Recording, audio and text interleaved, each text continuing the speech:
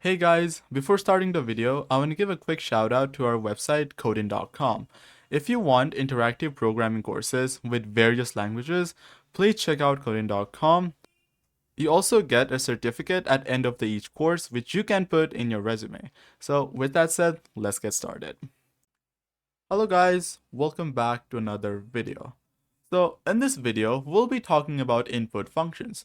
Now, what are input functions? Input function is a function that is used to actually take any sort of input from the user.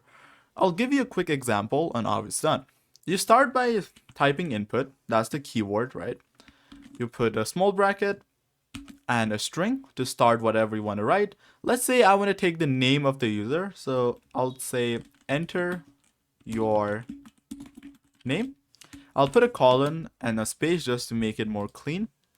And I'll store this in a variable, right? So we're storing whatever the input that is given by the user on the variable A. And I'll print this variable just to, make sure it is displayed in our terminal. I will print A, I will save it, and I'll run the code. As you can see, it's asking me for an input. So I'll put code in, as you can see, and I hit enter. After that, as you can see, it's printing whatever I wrote. Now this is input functions. Input functions are used when you have to take any sort of input from the user, let's say name, age, I don't know, student ID number, anything. Now, as you remember, in the last video, we actually learned about formatted strings or F strings. Now let's try to implement it in our code, right? So for that, I will put F for F string. And let's say I want to print hello and user's name. So I can do hello with curly braces to actually change it to variable. And let's also put how are you? Right? So let's print it. Now, as you can see, it's asking me for the input. So I'll give code in again. And as you can see, it's saying hello Coden, how are you? Now, this is for strings, right? By default, input function always takes input as a string. So what if you want to take input as an integer or float, right? For that, you can actually put a function in front of input, which is int, right? As you can see, I will enclose it. So one small bracket is for int function and another is for input. So there are two brackets, right? Don't forget it. Now for that, we have to change this f string. I will change it to this is your number. I'll put the variable value. Also change this into your number. Now after saying that, let's try to run this. Let's give a number. Let's give 25. As you can see, it's running. It's saying this is your number 25 as we printed it right here. Now, as you can see, this is actually taking input from the user as an integer, right? What happens if I change it to any other data type? Let's actually give it a character. So let's type code in here again.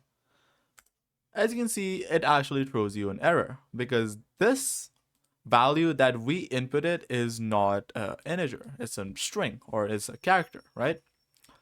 So when you actually define or when you actually declare an input, make sure to actually have a clear understanding of what you're doing and how will the actual program work. Because let's say that if you try to put int, like let's say I do a plus 20 here, it will actually work. Let's say I put 20. So as you can see, it actually adds it with 20, right? Let's say I change this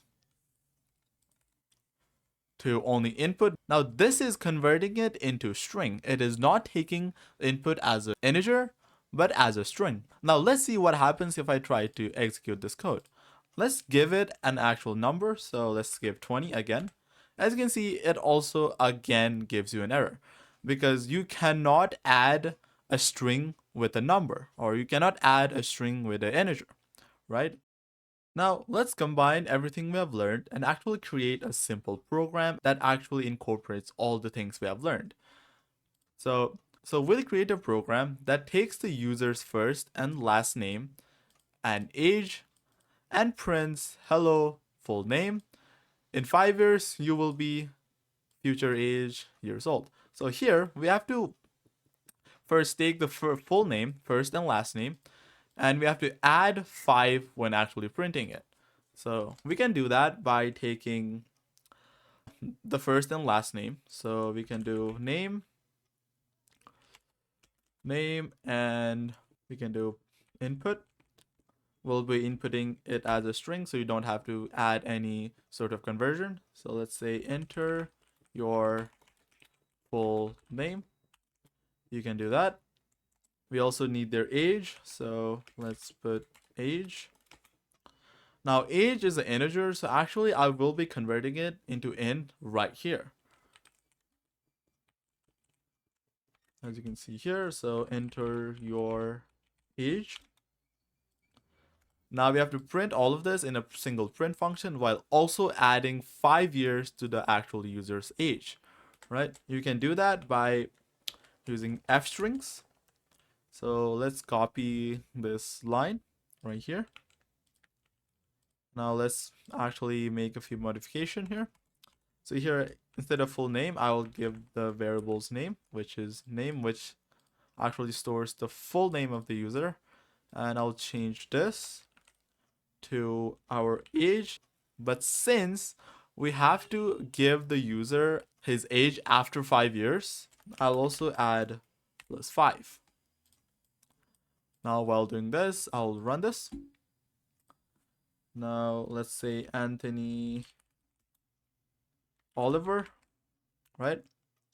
Press enter, and let's say his age is 35. As you can see, it's working. Hello, Anthony Oliver. In 5 years, you will be 40. So it actually works. So this was for today, guys. I hope you liked the video. If you did, hit the like button and actually subscribe to the channel. And with that said, I'll see you guys in the next video. Bye bye.